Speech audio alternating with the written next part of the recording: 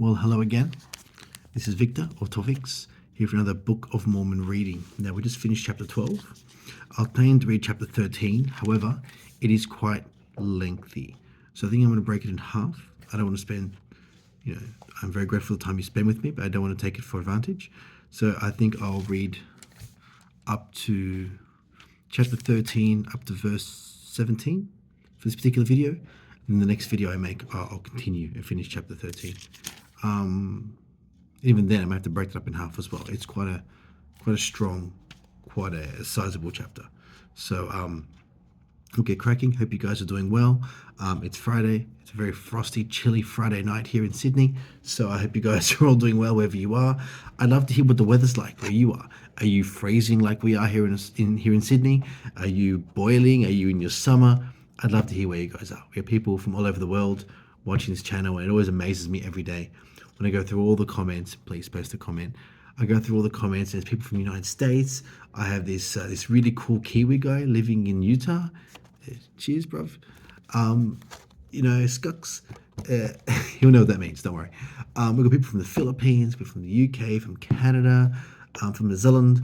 It's great. It's great. It blows my mind. So I'm grateful for each and every one of you spending even just a few minutes just as I work through the Book of Mormon and have my discussions and all that kind of stuff. So we'll hit chapter 13. So again, First Nephi, chapter 13. I'll read up to about verse 17 and we'll see how we go. Okay? And of course, any questions, any comments, if I say the wrong thing, feel free to make a respectful comment down below. I'm always saying this, and I'm always happy to go through your comments. My kids are playing. I'm always happy to read your comments. I love reading guys' comments, but please let's keep it respectful, whether you agree or disagree. I had an atheist person comment yesterday telling me to stop. I have to stop. Apparently, I've upset him by preaching about this religious nonsense and all religions made up, and there's no Holy Spirit, this and that.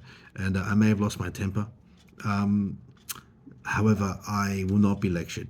We have very little religious freedom here in Australia. I'm not going to have someone limit what little freedom I have of my religion, lose even more of it to some dweeb on the internet. So,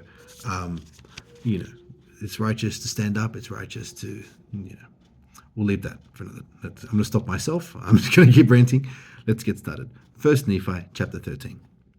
Nephi sees in vision the church of the devil set up amongst the Gentiles, the discovery and colonizing of America, the loss of many plain and precious parts of the Bible, the resultant state of Gentile apostasy, the restoration of the gospel, the coming forth of latter-day scripture, and the building up of Zion, around 600 to 592 BC. And it came to pass that the angel spake unto me, saying, Look. And I looked and beheld many nations and kingdoms. And the angel said unto me, What beholdest thou? And I said, I behold many nations and kingdoms. And he said unto me, These are the nations and kingdoms of the Gentiles. And it came to pass that I saw among the nations of the Gentiles the formation of a great church. And the angel said unto me, Behold, the formation of a church which is most abominable above all other churches, which slayeth the saints of God, yea, and tortureth them, and bindeth them down, and yoketh them with a yoke of iron, and bringeth them down into captivity.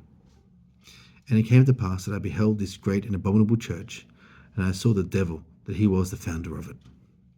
And I also saw gold and silver and silks and scarlets, and fine twined linen, and all manner of precious clothing, and I saw many harlots.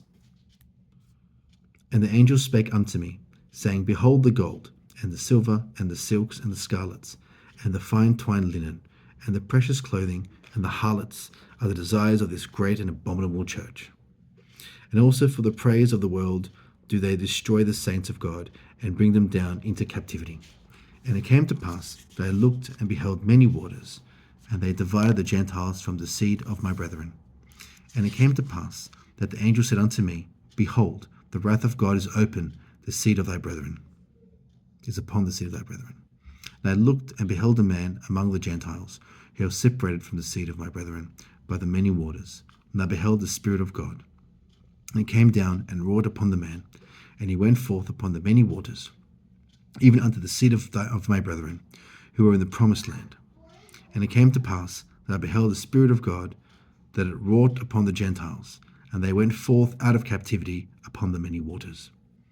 And it came to pass that I beheld many multitudes of the Gentiles upon the land of promise, and I beheld the wrath of God, that it was upon the seed of my brethren, and they were scattered before the Gentiles, and were smitten. And I beheld the Spirit of the Lord, and it was upon the Gentiles, and they did prosper and obtain the land for their inheritance. And I beheld that they were white and exceedingly fair and beautiful, like unto my people before they were slain. And it came to pass that I, Nephi, beheld that the Gentiles who had gone forth out of captivity did humble themselves before the Lord, and the power of the Lord was with them. And I beheld that their mother Gentiles were gathered together upon the waters and upon the land also to battle against them. So I'm going to pause there for a moment because I don't want to read too many large chunks in a single video. I'm just going to bore you guys. But as I'm reading through it, obviously it talks about the abominable church. There are many debates throughout church history, amongst scholars who it was referring to. Could it be this group or that group?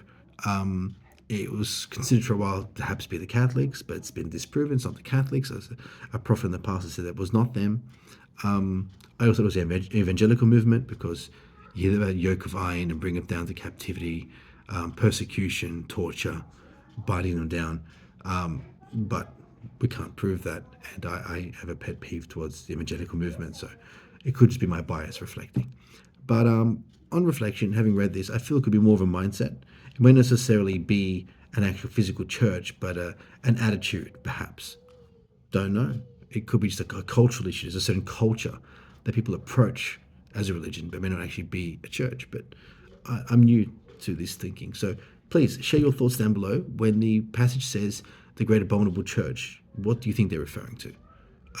What are your thoughts? What are your theories, or what have you learned? If you know the answer, if you've got a biblical reference or a scripture reference, please share it. I'd love to hear your thoughts and your theories, and it's great. We've got a great community here, people, deep thinkers. Not everyone's a member of the church, but everyone's very wise, so I appreciate that. It's interesting, and it's talk about the wrath of God, and how the only way to avoid it is to be humble and to humble yourself before God. I found that to be very interesting, because it's something that we may know, but we kind of have to process. We actually sit down and go, actually, no, it makes sense. If we upset God, or if we fail, we fall short of God's expectations, it's only by humbling ourselves that we can really get through it. Humility and repentance is the best way to solve that kind of challenge. I'm going to pause it there because it's quite a sizable chapter, and I don't want to drown you guys in information in a single video. Thank you again for joining us. I'd like to end with a prayer. I know I started with a prayer last time. I'm going to end with a prayer, and I hope and pray that all of you guys have the best week and the weekend. It is Friday here in Sydney, so hopefully you guys can find time to go to church on Sunday. If you need help finding your local Latter-day Saint church, you can Google that. It's a website, a map site on the church. They can help you find it, or just contact missionaries. They'll sort you out. I guarantee there's a church near you you can attend, in an amazing community that you can be part of, and just meet, make friends, and go from there. God will work to you, through you, with you, to get you where you need to be. We'll pray, and then I'll let you guys go. Thank you so much for your time. Heavenly Father, I thank you for the opportunity to serve. I thank you for the opportunity to read the Book of Mormon and share my humble, forming thoughts on your scripture. I thank you, Lord, for the ability to serve and to speak with my friends and colleagues and fellow thinkers around the world as we seek to understand you and to be blessed with knowledge and wisdom to serve you better. I ask you, Lord, to care for my friends and colleagues around the world, to keep them safe, keep them healthy in these darkened times, and they all may find their peace and joy within you, Lord. Amen. In the name of Jesus Christ, amen. I'm still new, so I'm still learning, so I appreciate your patience. Have a great week. God loves you. I'm a big fan. Go to church.